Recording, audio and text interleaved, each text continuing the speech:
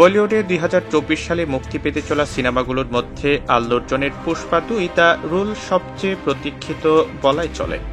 পুষ্পা সিনেমার প্রথম কিস্তির পর দ্বিতীয় কিস্তি নিয়েও দর্শক নির্মাতাদের প্রত্যাশা তুঙ্গে, ফলে সিনেমা মুক্তির অনেক আগেই ব্যবসার নতুন রেকর্ড তৈরি করে ফেলেছে এই ছবিটি।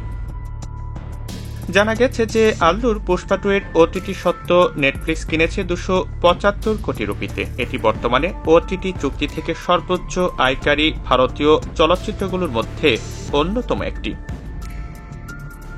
বলে রাখা ভালো যে ওটিটি থেকে সর্বোচ্চ আয় করেছে RRR, এরপর আছে KGF 2। শাহরুখের জওয়ানকে সরিয়ে তৃতীয় স্থান দখল করে নিল পুষ্পা 2।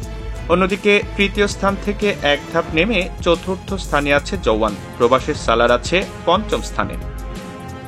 ছবির প্রি বক্স অফিসেই ইতিহাস তৈরি করেছে পুষ্পা দ্য রাইজ। প্রথম ভারতীয় ছবি হিসেবে 1000 কোটির ব্যবসা দিয়ে ফেলেছে এই ছবিটি। দক্ষিণ ভারতীয় আরও দুই সফল ছবি KGF চ্যাপ্টার 2 RRRও এই মাইলফলক ছুঁতে পারেনি।